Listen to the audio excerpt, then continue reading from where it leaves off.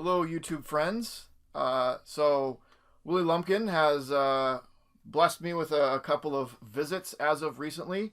So, I have a mail call unboxing here for you.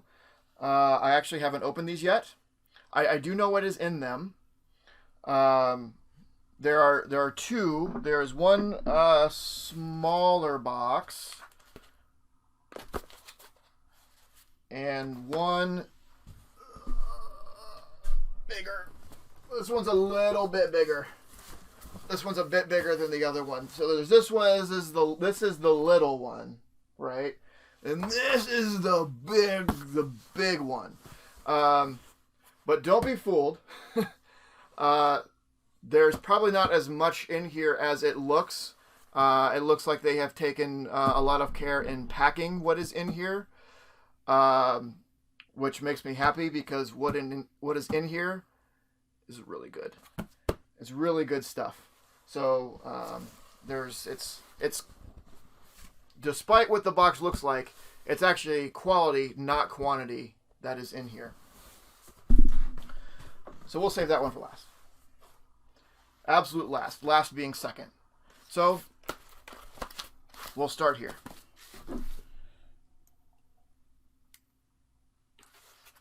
Remember, when using knife, always be safe. Make sure a parent or adult is present. In my case, I have Wendigo here, right down here. She's looking after me to make sure that I am following proper knife protocols. No.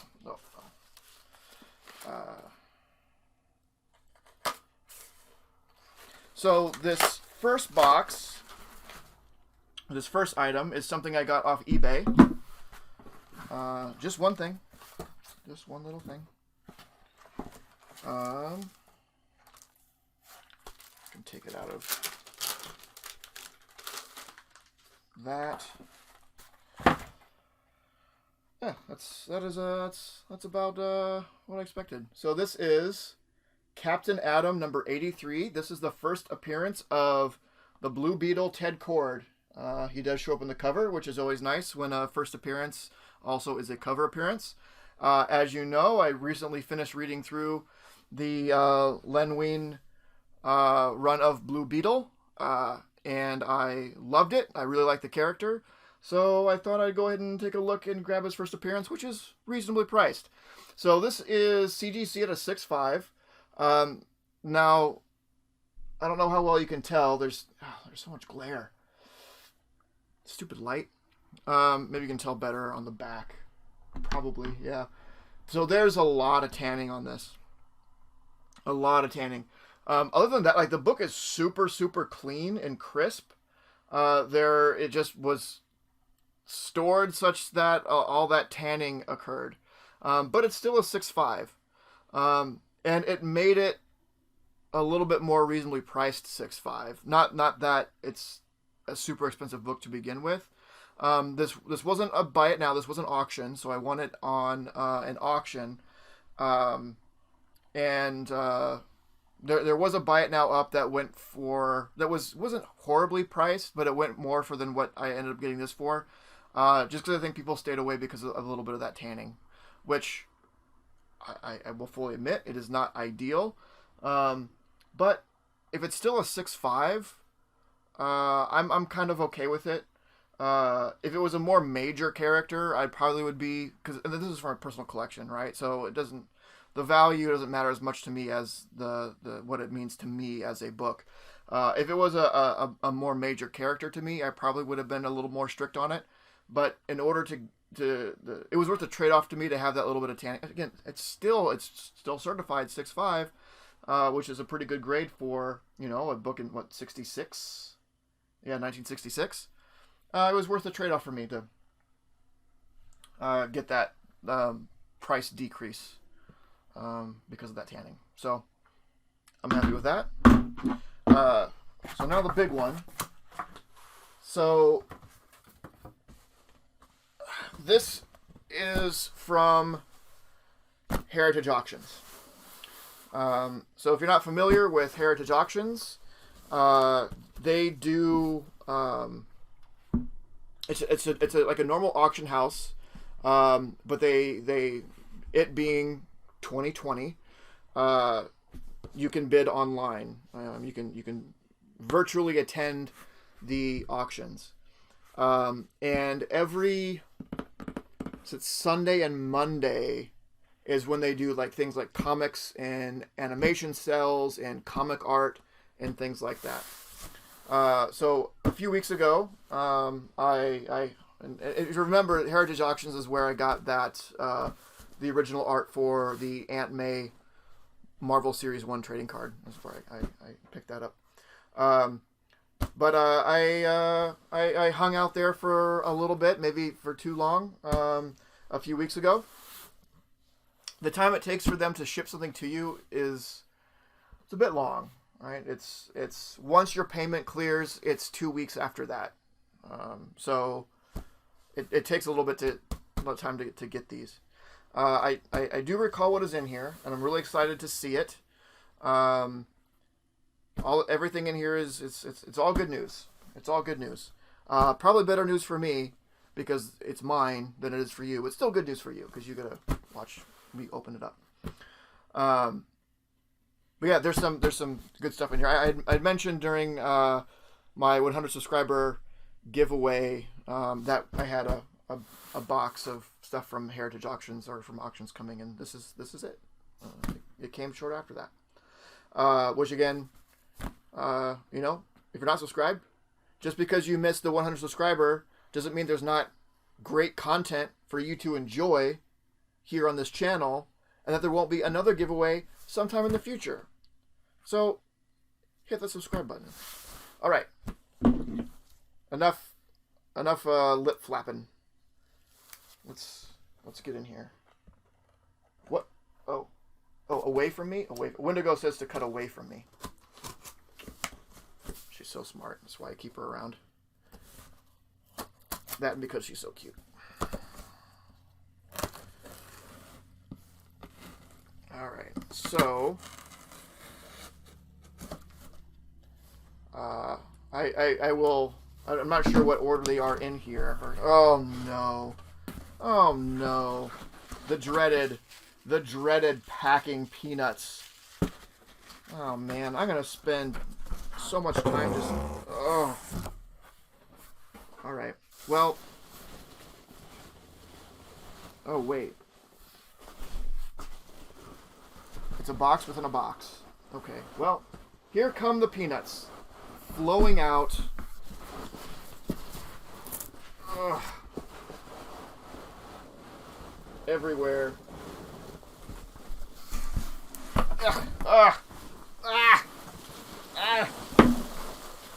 Well, that could have gone better. And I freak Wendigo out. Alright. So this is a complete mess. Cool. Thanks for all the peanuts. So long, and thanks for all the peanuts. Do not even think about eating any of these. I do not want to take you to the emergency vet. I would have... No, that's not yours. They're not actual edible peanuts. All right. Inner box. This wouldn't have been such a disaster if they were just in there, but having to pull an entire box out of something filled with peanuts. That's what you get. Next box. Though, in the end... Oh, you want back up here? Do I need to move these peanuts out of your way? I obviously do appreciate there being good packing. Because this was not a cheap order. Alright. Away. Away. A little bit towards.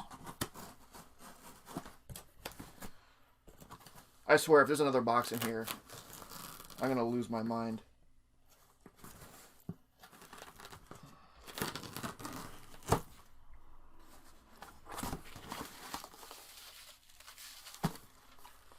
When it rains, it pours. I mean, why not? At this point.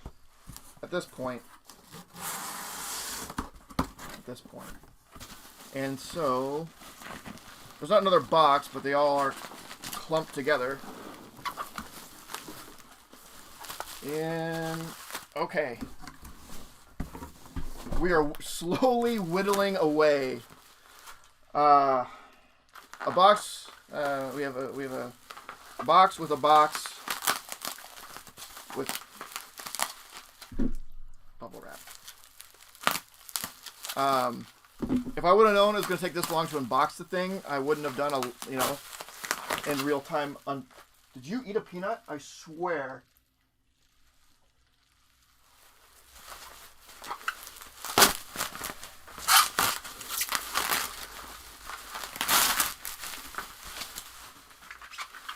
Oh boy.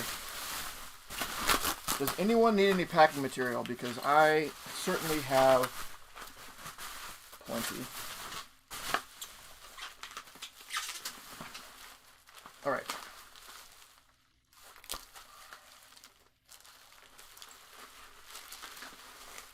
Ugh.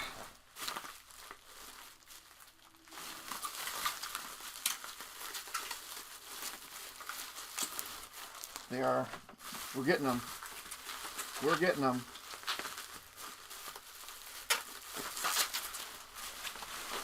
All right, now in what order shall these be presented? Invoice.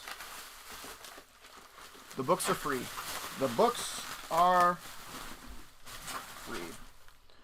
Let's grab one of these. Yeah, yeah. Okay. Ooh, that's a good one. All right. So, first,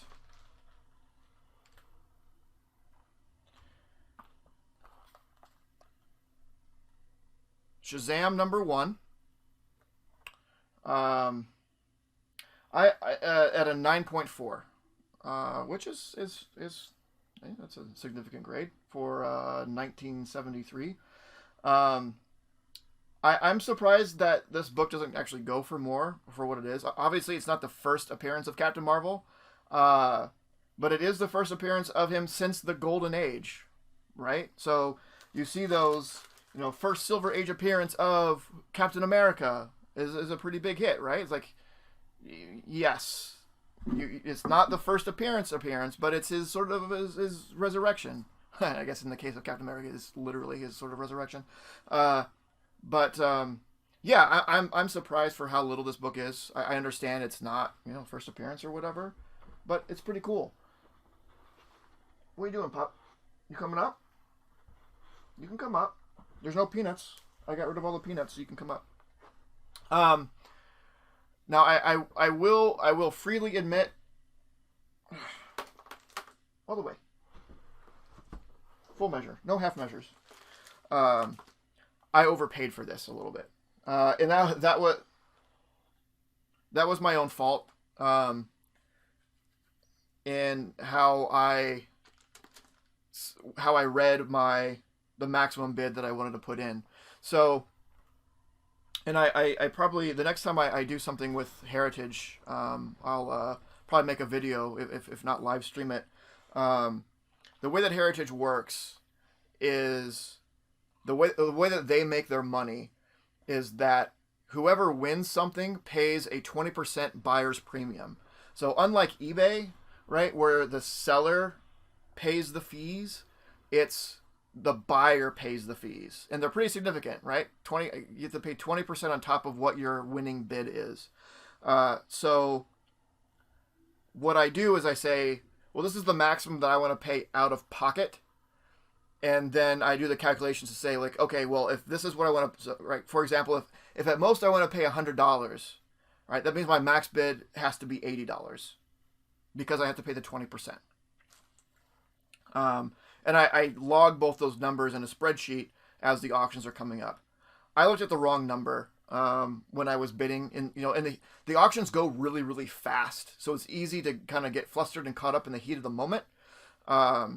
So I read the number that was including the buyer's premium as what I wanted to pay, and I put that as my high bid. So I ended up winning it with something close to that, but then there was the 20% on top of that. I messed up. So I overpaid for this one a little bit, unfortunately. but I'm still happy to have it. It's still a sharp, I mean, a 9.4. It's still a sharp book. A great classic cover, where, I mean, Captain Marvel and Billy, like, they have this very sort of golden age look to them, whereas Superman is the more, you know, I guess this would be bronze look to him, the current day of the time. So I really like that. That's a good book. So we'll put that right there for a little bit. Not for too long. We got more coming. Let's see. What else is there? We're not ready for that one yet. This one actually popped up. So with the God, that looks nice. That looks better than that. You know what the auctions are going to be ahead of time in the order they're going to appear. So I'll go through the list of auctions that they're going to have so I can get my spreadsheet, my numbers ready for when they come up. Sometimes something slips through the cracks and it pops up and I'm like, oh no, I do want that. And this was one of those, and I ended up getting it for a fairly decent price. Something that I wanted. This is Brave and the Bold, number 30, graded at a 6.5. This is the first appearance of Amazo. Amazo the android, who is I think one of the coolest DC villains. My love for Amazo started I think I may have actually mentioned this before. My love for Amazo started with the original sets of HeroClix. There was an Amazo figure that I had that I would use quite frequently because it was so good. So that kind of started my love for Amazo. It's kind of like my love for the Mimic, right? It's the super villain. It's the team villain that has the powers of everyone on the team. That's kind of fun. It's all their powers crammed into one villain. So yeah, Brave and the Bold, number 30, first Amazo.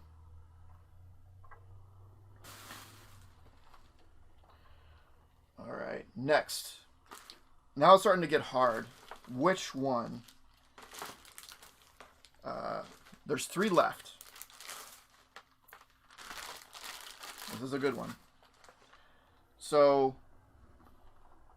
Amazing Spider-Man, number 4, the first appearance of Sandman in a 4.0. 4.0 is my kind of what I'm looking to get out of these 10s, the 1 through 10. This, I mean, it's definitely a 4.0. Cream to off-white pages. There is a date on there. Again, that's not going to harm the grade itself. And I took that into account with my max bid. The thing is that this went for way undervalued. Even with the 20% buyer's premium, I got this at a really, really good price. Because of the cream to off-white and the date, I had set my my max bid to kind of low.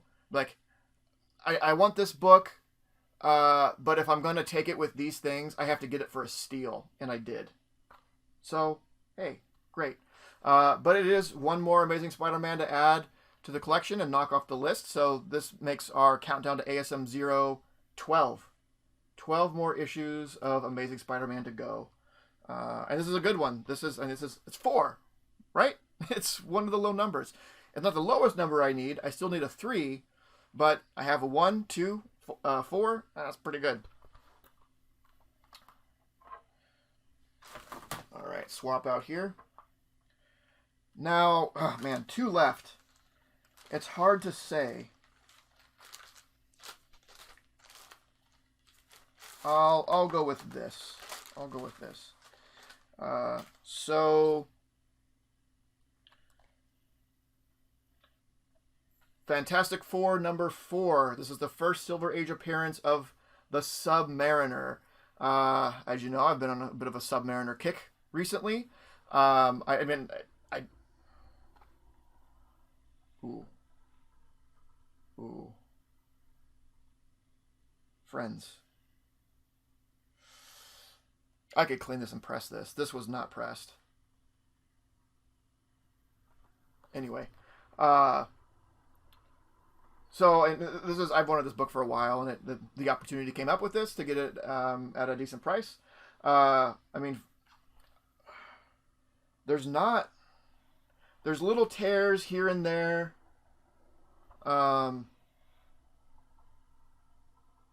I can if I crack this, I could clean it up and press it. There's a lot of pressable creases in here. I might be able to get that up to a 4.5 or a 5. Neat. So yeah, so I picked this up, and I'm really happy with it. I'm really happy with it.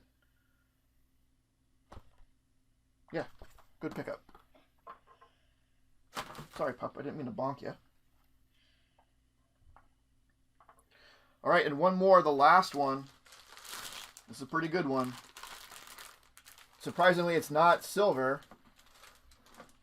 Yeah, I'm happy with it.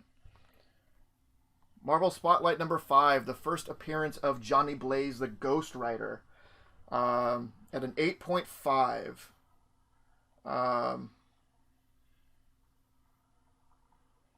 If I sent this in and got an 8.5, I would be upset.